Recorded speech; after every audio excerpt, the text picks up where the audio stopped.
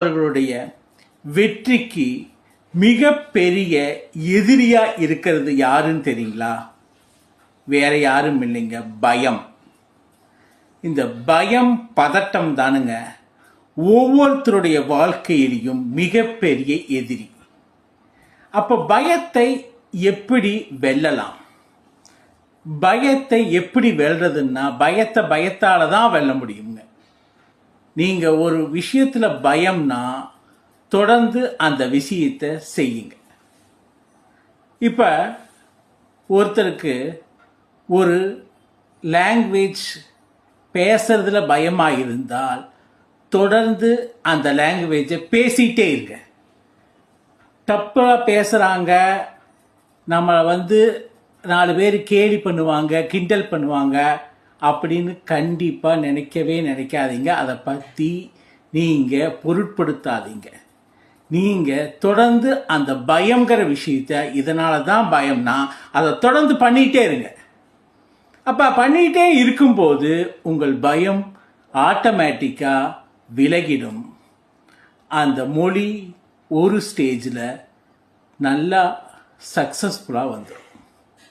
இந்த மாதிரி தான் உங்களால் நடக்க முடியலன்னு ஒரு பயம் இருந்தால் ஒரு ஸ்டேஜில் தொடர்ந்து நடக்க ஆரம்பிங்க. கண்டினியூஸாக எல்லா விதத்திலையும் நமக்குன்னு உருவாக்கப்பட்ட ஒரு கம்ஃபர்ட்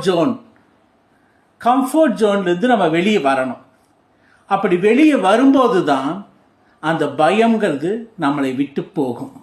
பயந்து நம்ம ஒடுங்கி இருக்க நீங்கள் எதையும் சாதிக்க முடியாது, சாதனை பண்ண முடியாது.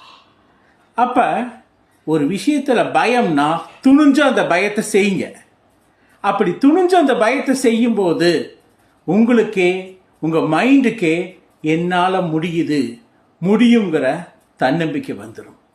அது ஒரு வியாதியாக இருந்தாலும் சரி, ஒரு மொழியாக இருந்தாலும் சரி, ஒரு செயலாக இருந்தாலும் சரி, ஒரு டிரைவிங்காக இருந்தாலும் சரி, தொடர்ந்து டிரைவ் பண்ணிகிட்டே இருங்க, பயம் இருக்காது. ஸோ உங்களுடைய வாழ்க்கையில் உங்களுடைய எல்லா தடைக்கல்லையும் விட்டு வெளியே வரணும்னா பயம், பதட்டத்தை விட்டு நீங்கள் வெளியே வரணும்.